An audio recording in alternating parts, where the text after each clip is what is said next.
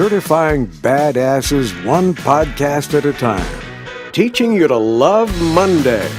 Check your baggage at licensed-to-be-badass.com and hop on the bus to Badassville. Turn up your energy with Mustang Monday. Here once again in the driver's seat is Kelly Orchard. So hey everybody, Kelly Orchard with Mustang Monday. It's so easy now to just cruise my neighborhood and pick up. That's where I've gone now. It's like I'm picking up people in the neighborhood. Really? So this is Bruce Parker. Neighborhood watch. A neighborhood watch. I noticed that the light down here is like, oh, I look like I have a halo. Yeah, well, you know. I'm adjusting the seat as we're doing this because... angelic. Thank you. I'm angelic. There you go. Well, I'm the Badass Certifier. Hey, everybody. Kelly Orchard with Mustang Monday. I'm adjusting things because literally I live around the corner and I pull up and Bruce is already standing outside waiting for me. So I'm like, oh, well, we're just going, and I wanted it to be really authentic. So no time for studio setup. No time for studio setup. I have a friend who's invited me to do a recording with him. He has a podcast called Stories in Steel. So it's all about cars. And so, but I've known him forever. He paints cars and works on, customizing them and stuff. And he's like, when you come out to do the Mustang Monday with me, we're going to put my whole gear in. He's got like a suction cup thingy and all this gear and all this, stuff. And I'm like, I just put my phone in the windshield and away we go, So Bruce Parker. Okay, so Bruce is the husband of Terry Sue Parker, who is the Good Samaritan food pantry. But you are a retired... Well, my background, I'm a chiropractor. Chiropractor, right? Okay, thank you. Retired. I was introduced as this is Dr. Parker, so Dr. Parker, retired chiropractor. And what are you doing now? Well, I've been taking care of. What I'm doing now really is helping chiropractors or people with small businesses become more profitable. Great. The crazy thing that I've seen in this world, I pretty much, I was running both ends pretty hard till about 2010, and then when you mean your practice and the business end and your personal consulting company? Yeah, I sold my practices. I had a chain of them. I had 13 clinics at one time. Wow. And I started selling them off for certain reasons, political, legal, things like that. That were going on with some of the law changes as far as owning businesses and having non-competition clauses and things like that were no longer being really allowed in California. So I'd have doctors come in. I'd set up one of my clinics, and they would take the patients and go down the street. And that became, I guess, common, ideas. And so I said, well, this isn't really that fun anymore. So I started selling the clinics I had to the doctors that were working there. And then I was totally out in 2002. And then from 2002 on, I kind of did my passion. I started building spec homes, over in Rancho Santa Fe. Nice, 4,000 or 5,000 square foot homes on properties. And I did that. The only thing I regret in life is not doing that sooner. Or longer. Well, okay. Sooner, but see, in '90 when we had that real estate crash, right? We had something like 6 homes in there. Santa Fe sold that year. Mine was one of them, but pretty much, the things just kind of everything stopped. And I go, I don't like this. I like my old cash flow days, and then after I kind of got out of it, then things took off. It was so much fun because it was creative. And over there, you couldn't really outbuild the area. So whatever you did, if you made a mistake, you just raise the price and get out of it. Wow. Well, I mean, learn something new every day. Because they were growing. I mean, a house, that you built for, if you had, just $1 million into it, you could sell for $4 million. I mean, wow. It was crazy. Yeah. At one time. Anyway, I did that, and then 2010. From that point forward, I was consulting, helping people in their practices, and the one thing that I kept looking at that I thought was wrong was, well, in chiropractic, there's a philosophy in chiropractic as far as health. And the philosophy comes down to health is something that's a natural expression of our body, and we don't take things to be healthy. We we are healthy. We have a nervous system that's functioning properly. We eat well. We move well. We think well. And basically it's more of that. People call it holistic. I hate the word holistic for some reason. I don't know why, but they call it a holistic approach. But the idea is whole body. And so often people saw chiropractors because they dealt with the spine. Right. They saw them as people that crack backs. Yes. So you only will see a chiropractor if your back hurts. Okay, I'm gonna stop you there for a second because I have a funny story that I don't normally tell very often, but it's relatable to you. So I have a heart issue, or had one, and so this was 15 years ago, and I go to see my cardiologist, and I believe in chiropractic. I have utilized chiropractors multiple times over the years. You don't have to apologize. Yeah, I'm not. No, I love them, and so I used but I was having some issues, and it was like back related, but it turned out that it was actually heart related. It was how my heart was affecting, and so I had said to my cardiologist, well, I was wondering if it was a chiropractic issue, and his response was, I don't believe in chiropractors, and my response to him was, well, they exist, and they're not like Santa Claus. They are like Santa Claus. They give you gifts of good health. But I do believe that, in the whole body approach. So, okay, so you're helping. Along with that, though, that's been my great frustration in life, is that my entire life I've been having. First of all, I had my life pretty much changed by a chiropractor when I was 18 years old. I had Bell's palsy. My face was basically, kind of doing this. It wasn't working. No. Try being 18 and walk up to some girl and say, hey, with a face drooping and drooling. Right. It wasn't not really, going to happen. It wasn't really good for the self-image and stuff. But, and I really understood chiropractic and what it was doing. And I had relatively my life changed to the point that I had a stereo business. I had a little stereo store, and I was going to do that. And my father had a trucking business, and I didn't want to be a trucker. So we did that little stereo business, and then before I knew it, I was going back to college, and got my degrees. And literally, I've been in it for over 45 years now, that industry. But it's been my great frustration that, just like you said, the cardiologist, I don't believe in chiropractors. Right. Well, he doesn't believe in chiropractors because he's never opened his mind up. Right, to or understand it, yeah. And so on, and they think they understand it. Oh yeah, we'll send you a chiropractor for that backache you have. Not really understanding that medicine should not be compared to chiropractic. Because medicine basically is the practice of treating symptoms. Right. And it's also, to me, the anti-badassery. The anti-badassery. Because, to me, badass people, what they do is they find the cause of they find a problem, they get to the cause of the problem, and then they eliminate the cause, and they make things right. That is the ultimate description of successful badassery. That's right. Yeah. So in business, that's what I do in business. Right. I walk into a business, people go, I don't have enough money, income's down. I got bad, employees. I don't get enough new patients, and all this wah stuff. And I go, well, guess what? Those aren't your problems. What are you talking about? They're not my problem. The problem is your attitude, your mindset. Yeah. No, basically the problem is they don't have a system that allows them to that's. I believe I had 37,000 patients on my list when I retired. Wow. So I've seen some people. Yeah. Imagine if they only gave you like $1 a month each. If I had $1 for every dollar I have $1 now. I know, me too. Me too. But I'd still be in the hole though. But with the idea though that that I basically took the time. First of all, I was a product of the product, so I learned from a guy who, that explained the whole system, how it worked, and so I started. The first person I referred to a chiropractor was a 5-year-old asthmatic. Now, most people say, well, my friend had a backache and sent him to the chiropractor, right? Yeah, the first person I sent to a chiropractor, he was 4.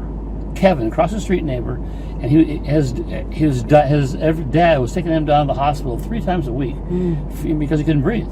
And he had asthma so bad he had to get a shot of adrenaline. And so I asked him one day, what are you doing? He goes, where are you going at night? He goes, he told me about the story, and I told my chiropractor, I said, so you talk about chiropractic can save everything. How about this one? This guy's got asthma. He goes, yeah, right. The lungs are not getting properly innervated by the nerves, and therefore it's not functioning properly, and lack of function creates, dysfunction. Dysfunction causes disease. Disease causes disease. And that was the foundation of everything. And so we sent him in to the chiropractor. I went to the neighbor and said, okay, listen to this. We're going to send Kevin to the chiropractor. He goes, what? He got no back problems. I know he's got asthma. Here, I told him my little cryptic story that I knew. Well, I was 18, I think, something like that. Right. And we took him down there. After 2-3 weeks, he had never had a heart asthma attack again. Wow. Now watch this. His mother hadn't had a normal menstrual cycle in 4 or 5 years, I think it was. And she basically was always having menses, never stopped. And I said, wow. And so she learned about this voodoo or chiropractic and found out that her body was dysfunctioning. It wasn't functioning properly, and dysfunction in her situation was not having a normal menstrual cycle. And bam, she got cleared up. The father, my friend, he was driving a heavy duty grader, whatever. He's a heavy equipment driver. He was having migraine headaches so bad every day. He was taking all the pills he could take while he's driving that thing. Yeah. He's waiting to kill somebody or himself and that thing. And then he started going to the same chiropractor he got rid of. So that my first asthmatic referral was a trifecta of 3 people, not totally unrelated. Yeah. Asthma, menstrual cycle, and headaches, and migraine headaches, severe migraine headaches, and that's where. So my story was so strong. Pretty much anybody I talked to, they say, "Well, there's nothing wrong with me, man. I got a good back." And I go, "Great, I'm glad you got a good back, but how come you can't sleep at night? How come you can't digest food properly?" And well, that's just normal. Mm-hmm. People believe that sickness is normal, right? But so when things are out of alignment and it's hitting those different nerves that affect different parts of your body. Well, we're in the Mustang right now, right? Right. Yeah. Okay. Badass Mustang. We want it to be fast. So if it's fast, we're going to have number one. We're going to have a fuel system deliver food to make this thing work. So then the electric system, the electronics, fire, call it the nervous system. Mm-hmm. And so the thing goes around and they fire, and when they fire, the food comes in or the fuel comes into the piston and ignites it, and it slams that thing down and it makes the crank go round, round, round. So this is chiropractic right here. Yeah. Because basically, if you don't have a nervous system here, right, which is your electrical sources, this thing wouldn't run. Right. Take the food away, it won't run. Right. Take the electrical away, it won't run. Right.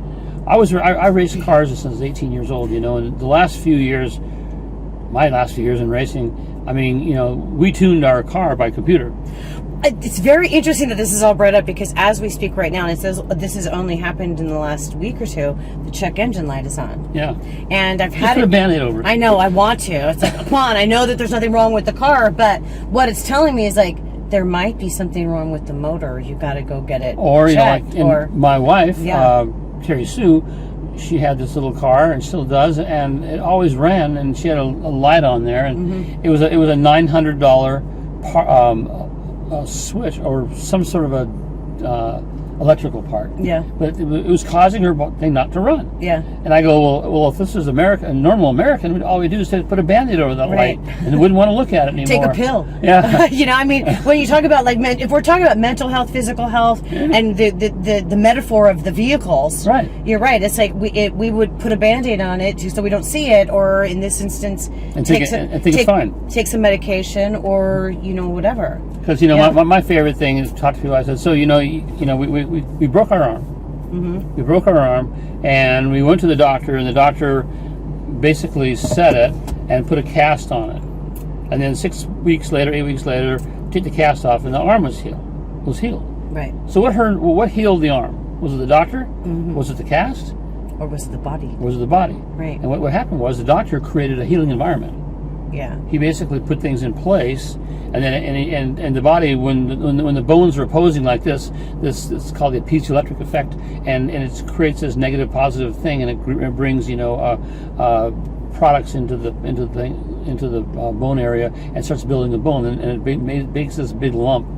If those people that broke their collarbones know what I'm talking about, because it's even a lump right here, and after a while the lump's gone because then the body goes in there and cleans it all up.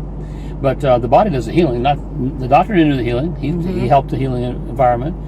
chiropractor could have set the bone, MD could have set the bone, orthopedic, those people, but still, ultimately, body does the healing, because, and it only does the healing if its nutrients are good, if its nervous system is good. So if it's functioning, it will function. Right.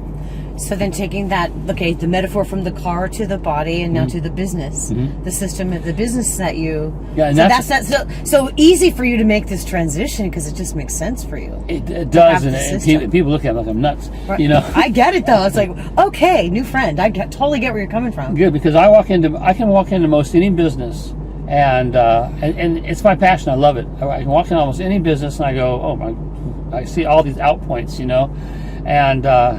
and well, recently, I had called a friend, went to see a doctor, and then they basically have not.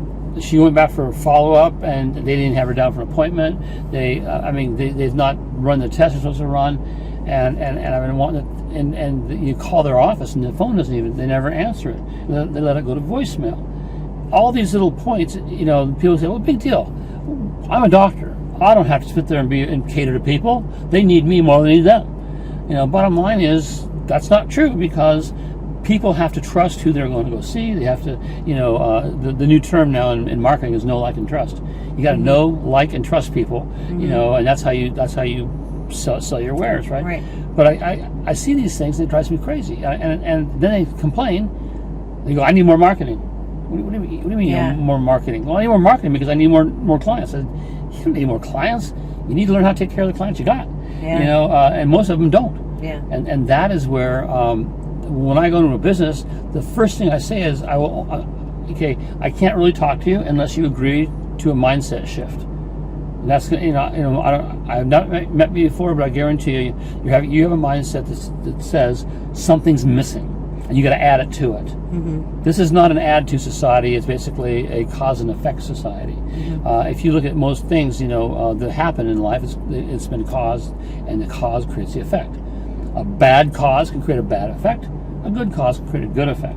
So when people are having low income, that's a symptom. When they're having bad patient retention or client retention, it's a symptom. When they're having low income or they can't pay their bills, they got, I need more money because we can't meet our overhead and all these things every day. That's a symptom, because they're not managing their finances properly. So basically, what I do, I go in there and I start from the underneath, looking at the cause. I look at the symptoms they have, and then look at the cause of each one. You're like adjusting the spine. Yeah, adjusting their operation. The healthiness of their operation. Business. Yeah. I call it their fiscal health. Yes.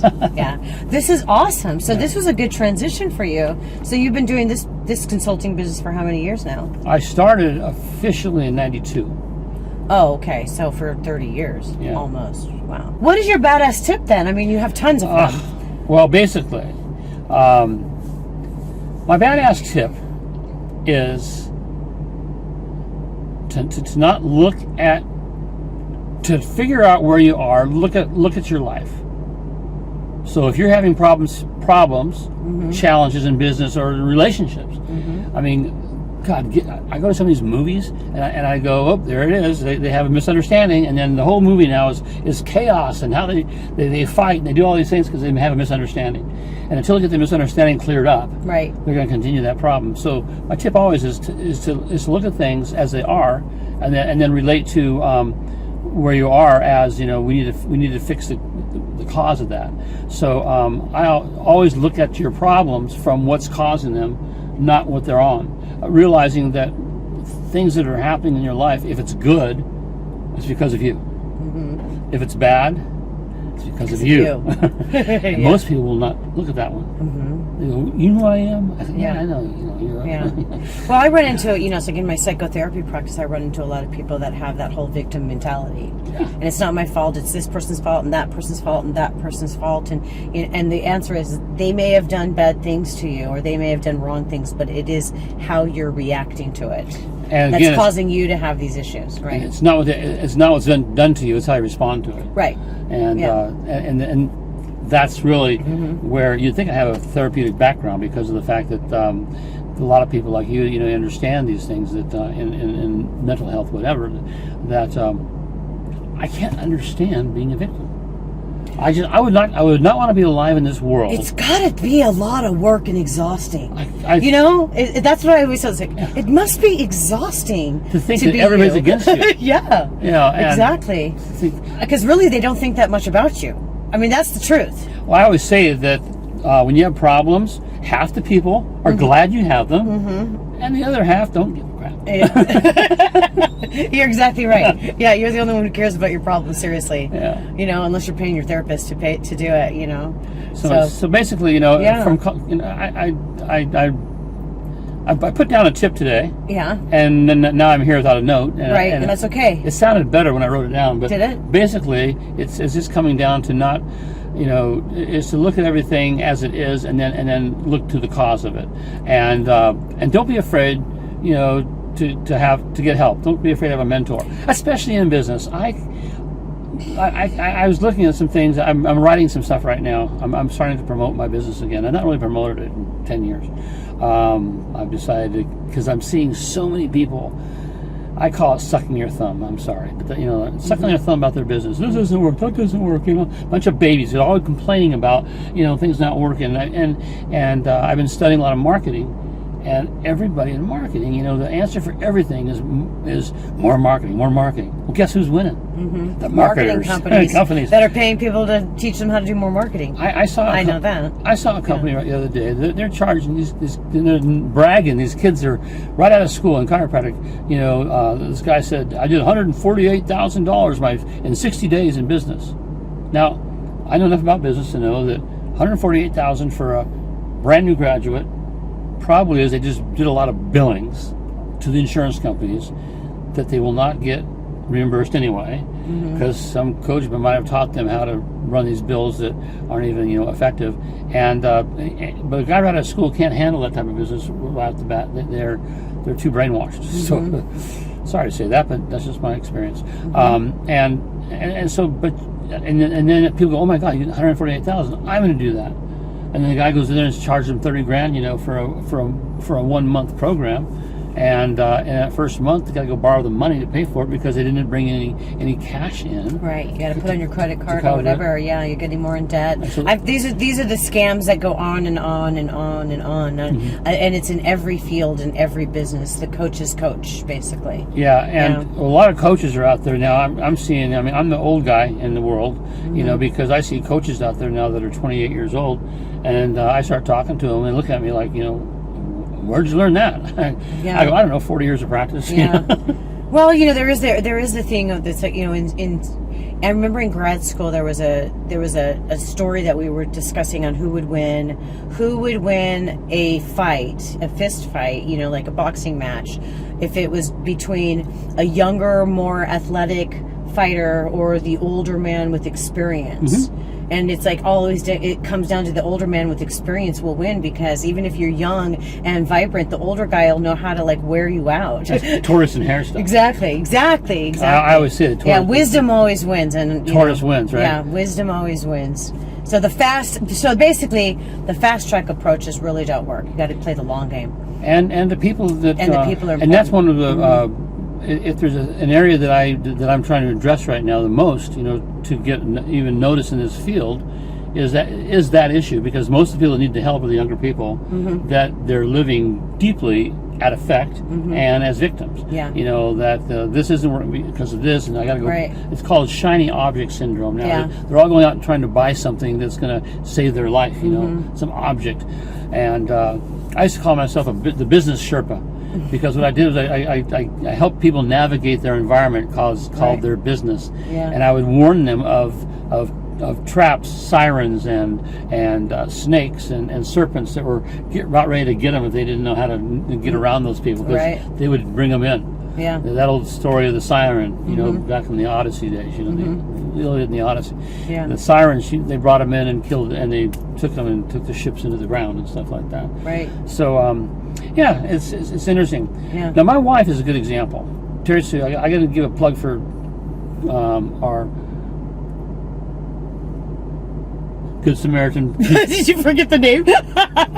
Oh, she's gonna kill you, and I'm not editing this out. Good, the Good Samaritan Food Good Samaritan Pantry. Food Pantry. Now this is the This is like the ultimate. this is the badass. Yeah. Attitude. She saw a problem. March 13th, she was in a grocery store, Right. and she saw people panicking, and she saw old people getting pushed around, and people were hoarding, the stuff, and she left her stuff there. She said, "This is crap. This is wrong." She left the store, came home. On the way home, she decided, "I'm opening up a food pantry. I'm going to feed those seniors that can't get fed right now. Who's going to take care of them during this process? It'll only be probably a couple weeks anyway, but these guys are going to starve." And so she went in there and overnight started a food pantry. She put a red bin out on our lawn right there, and then she spelled Temecula, Operation Temecula Food Drive. Right. And she spelled Temecula wrong. Right. I've heard the story. Yeah. And so and about a week later we got a turkey in there, and we started getting some stuff, and our garage is full right now. And I know. And she's been out shopping. I saw some pictures recently. We've been in this now for 20 months. Yeah. 100% donations. Hardly any monetary stuff. So we have incredible electricity bills now. We have like 5 freezers in there. Yeah. So, but the point being was, it's been nothing but adversity.